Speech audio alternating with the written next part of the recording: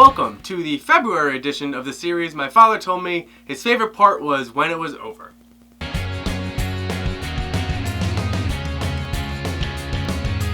It is February, and love is in the air. Although, that could be the camera guy just farted. Love is the greatest feeling in the world, rivaled only by grabbing the exact right amount of something. Unfortunately, we kind of have a warped sense of what love is, like finding romance in two 13-year-olds, disobeying their family's wishes, and committing ritualistic suicide together. But because love is so universally desired, we're bombarded with tons of useless and crazy inaccurate metaphors and explanations for love, like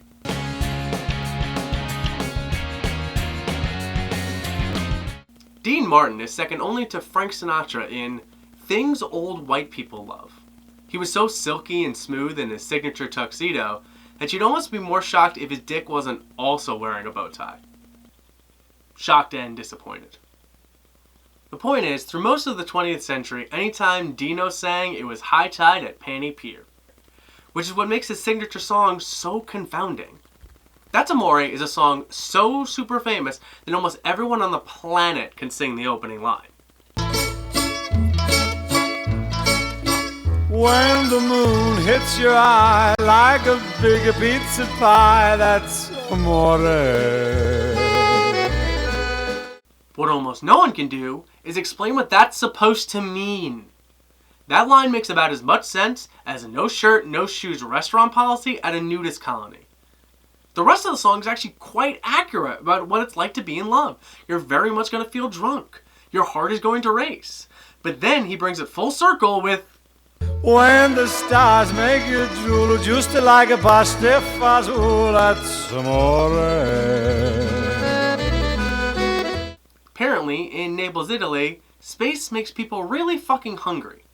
And they equate that to love somehow.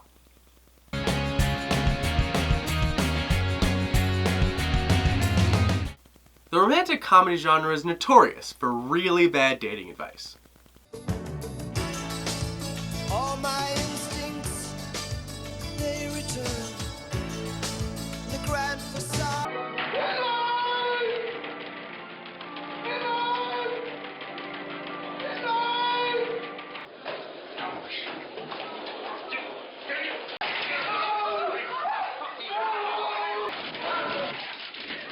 You okay? Yeah, no, it's fine. You'll never be fine, and neither will I! Maybe I should drive. Get down, no, you're gonna kill yourself! No, cut it out! What?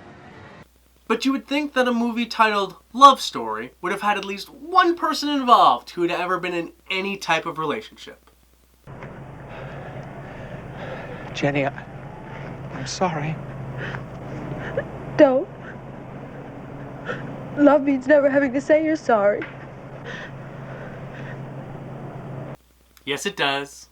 Although I can appreciate the sentiment, love, in fact, means saying you're sorry all the time. You'll say it so many times it almost loses meaning. If your phone had one of those little Microsoft Office paper clips, it'd be like,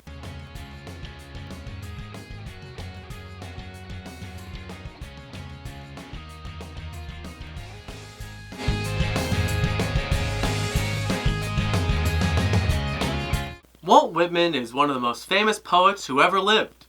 And if you're from Long Island, one of the nicer malls. He's written countless poems that have been described as unnerving, abandoning the regular meter and rhyme patterns. He also looked like this, which probably explains his poem To a Stranger. Passing stranger! Okay, bro, it's one thing to open a poem with an exclamation point, but all caps too. You do not know how longingly I look upon you. I really wish you wouldn't. You must be he I was seeking, or she I was seeking. It comes to me as of a dream. One man's dream, another man's nightmare. You grew up with me, were a boy with me, or a girl with me. Why is he having so much trouble with this? I ate with you and slept with you. Okay, really gonna need you to figure out this whole boy-girl thing. You give me the pleasure of your eyes, face, flesh, as we pass. Oh, good. He died in 1892. I think we're safe. You take my beard, breast, hands, in return. Alright, granted, most of this wouldn't be that bad if he didn't look like this.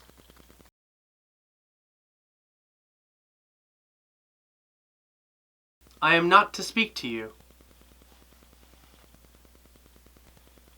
Mother says I'm not to speak to you. I am to wait. I do not doubt I am to meet you again. I am to see to it that I do not lose you. You know, I'm not doing this work any justice. I really should be showing to you in its original context. Written in shit and blood on the walls of an insane asylum. So much is made about love in the month of February. Most people lament the commercialization of Valentine's Day and criticize the ramming of intimacy down our throats. Unless you're into that. But that's the thing about Valentine's Day that we've lost. It's not supposed to be about forcing yourself to be with someone or making you feel bad about not being with someone. It's supposed to be a celebration of love that exists already. Give you an excuse and an opportunity to remind each other how much you mean to one another that you don't do a good enough job doing during the year. St. Valentine didn't go around forcing people to be together. He was martyred for marrying, in secret, lovers who were forbidden to do so. Yes, this has become a holiday intended to sell greeting cards, and chocolate, and edible panties, which are half off the day after, FYI. But you can't let what this holiday has become make you jaded. Save that for your 35th wedding anniversary. But what do I know? Sorry, I'm not sorry.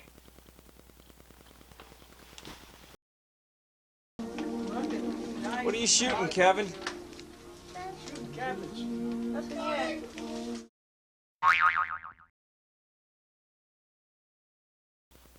Love is the greatest feeling in the world, rivaled only by sweet revenge. Love is the greatest feeling in the world, rivaled only by pretzel dogs, rivaled only by pre-diarrhea pancakes, rivaled only by that person you hate for no reason finally giving you a reason. You're like, I fucking knew it!